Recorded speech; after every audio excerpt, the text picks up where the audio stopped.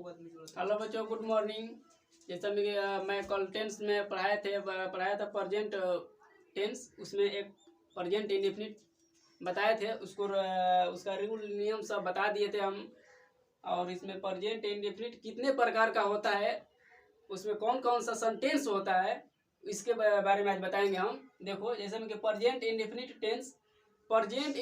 Tense मुख्यतः उसमें जो सेंटेंस होता है वो चार होता है। चार तरह का होता है, चार प्रकार का होता है। पहला है अफर्मेटिव सेंटेंस, जिसको हिंदी में सकारात्मक कहते हैं।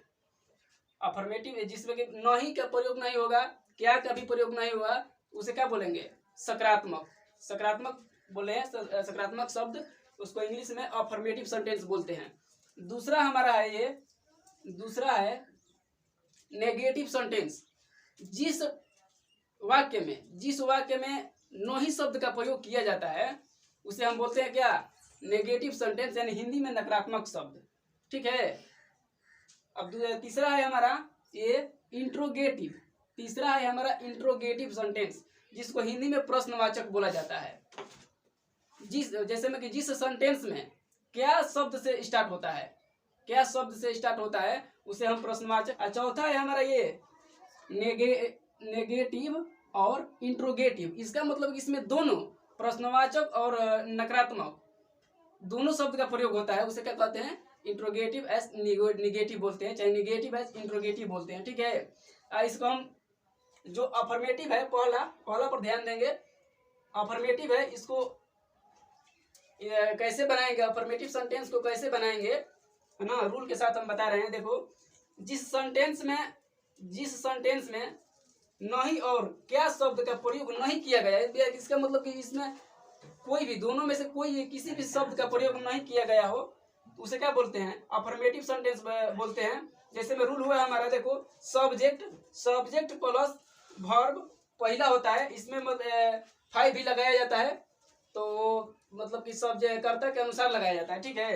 तो subject plus verb 1 plus object plus other word. Object का मतलब कर्म होता है, सब्जेक्ट का मतलब हिंदी में उसको कर्ता बोलते हैं।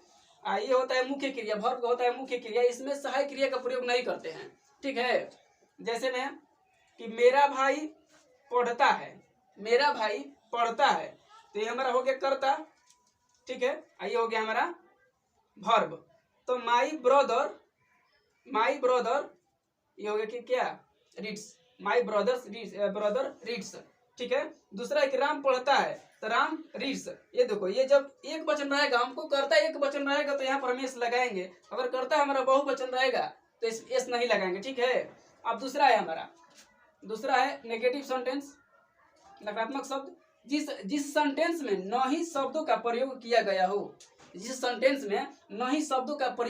गया हो, उसे नेगेटिव सेंटेंस कहते हैं, चाहे नेगेटिव सेंटेंस बोलते हैं। ठीक है। ये तुम्हारा रूल है। सब्जेक्ट प्लस डू का मतलब होता है बहुवचन के लिए प्रयोग करते हैं डू का, और डॉज होता है एक वचन के लिए। ठीक है। अब वर्ब, इसमें भी वर्ब एक ही वचन में लगेगा, है ना, एक वचन में। उसके बाद ऑब्जेक्ट का मतलब होता है कर्म। उसके बाद अदर वर्ड का मतलब होता है बाकी बातें। ये हो गया रूल। ठीक है। जैसे हम देखें, यहाँ पर एग्जाम्पल दिए हैं कि मैं नहीं खाता हूँ, तो आई डू, तो ये हमारा प्लूरल है, फर्स्ट पर्सन में आता है, इसलिए हम डू का प्रयोग किए हैं। आई डू नॉट ईट मतलब खाना होता है। दूसरा हमारा है, ये दूसरा एग्जाम्पल कि तुम स्कूल नहीं जाते हो, तो ये भी हमारा क्या है? प्लूरल है। तो यू के साथ हम डू का प्रयोग करेंगे। You do not go to school. ठीक है, क्लियर।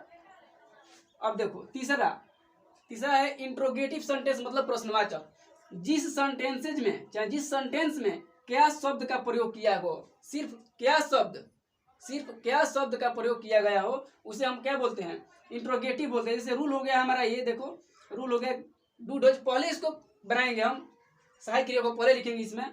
तो डू डोज एक वचन बहुवचन के लिए। ठीक है। सब्जेक्ट बोलेंगे, सब्जेक्ट लिखेगा, उसके बाद वर्ब 1, तब उसके बाद ऑब्जेक्ट, इसको कर्म बोलते हैं, तब अदर वर्ड लिखते हैं। ठीक है। अब जैसे में तुम्हारा है ये, जैसे में कि क्या हम लोग पढ़ते हैं, तो डू वी रीड। ठीक है। दूसरा है क्या वह स्कूल जाता है, तो ये क्या है? एक वचन है, इसके लिए डॉज का प्रयोग किए हैं, तो does he go to school. ठीक है।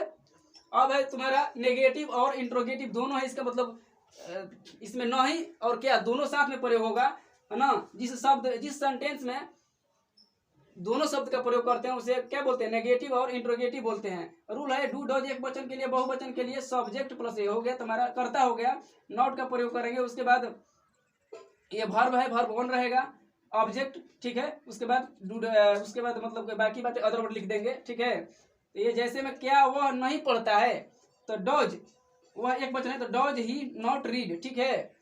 दूसरा है कि क्या मैं तुम्हें नहीं जानता हूँ, तो ये भी मतलब कि मैं बहुवचन है, तो इसमें प्लुरल है ना, प्लुरल है, फर्स्ट पर्सन में आता है, इसलिए हम डू का प्रयोग किए हैं। आई नॉट नो यू।